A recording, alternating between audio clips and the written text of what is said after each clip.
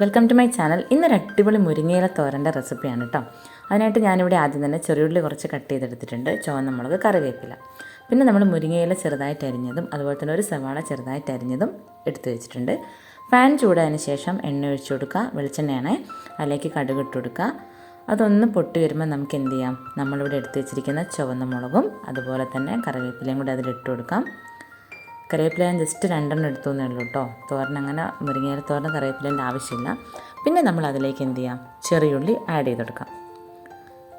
എന്നിട്ട് നന്നായിട്ടൊന്ന് ഇളക്കി കൊടുക്കുക. ഒന്ന് ചെറിയുള്ളി മൂത്ത് വരുന്നവരെ നമ്മൾ ഇളക്കി കൊടുക്കണം കേട്ടോ. അപ്പോഴേ അതിൻ്റെ ആ ഒരു സ്മെല്ല് നമുക്ക് കിട്ടത്തുള്ളൂ.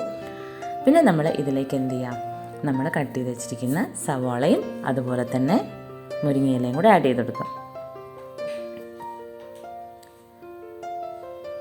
അതിനുശേഷം ജസ്റ്റ് ഒന്ന് ഇളക്കി കൊടുക്കുക.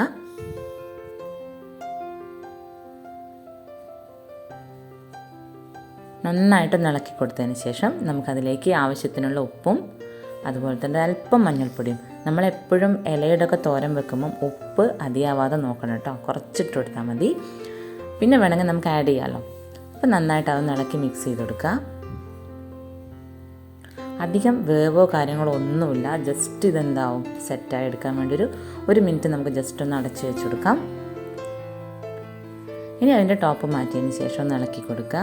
അപ്പോൾ കണ്ടല്ലോ, നന്നായിട്ട് സെറ്റായി വന്നിട്ടുണ്ട്. നല്ല ടേസ്റ്റാണ് കേട്ടോ. അതെല്ലാം സവാളയും കൂടെ കടിക്കുമ്പം നല്ല ടേസ്റ്റാണ്. ഇപ്പോൾ റെസിപ്പി ഇഷ്ടമായെങ്കിൽ ട്രൈ ചെയ്ത് നോക്കണേ. അതിനുശേഷം നമുക്കതിലേക്ക് ചിരകി വെച്ച തേങ്ങ ആഡ് ചെയ്ത് കൊടുക്കാം കേട്ടോ. നന്നായിട്ട് തേങ്ങ ആഡ് ചെയ്ത് കൊടുക്കുക, എന്നിട്ട് ഇളക്കി കൊടുക്കുക. ഇനി നമുക്ക് സ്റ്റൗ ഓഫ് ചെയ്യാം കേട്ടോ. പിന്നെ അത് മാത്രമല്ല, ചെറിയ തീ മാത്രമേ നമുക്ക് ഈ തോരന് വേണ്ട ആവശ്യമുള്ളൂ കേട്ടോ. അധികം നല്ല ലോ ഫ്ലെയിമിൽ തന്നെ ആക്കി വെച്ചോണം. എന്നാൽ നല്ലോണം ഇളക്കി മിക്സ് ചെയ്യാം. അപ്പം പുതിയ റെസിപ്പി ആയിട്ട് വീണ്ടും കാണാം. ചാനൽ സബ്സ്ക്രൈബ് ചെയ്യാൻ മറക്കണ്ട കേട്ടോ. റെസിപ്പി ഇഷ്ടമായെങ്കിൽ ലൈക്ക് ചെയ്യാനും മറക്കണ്ട.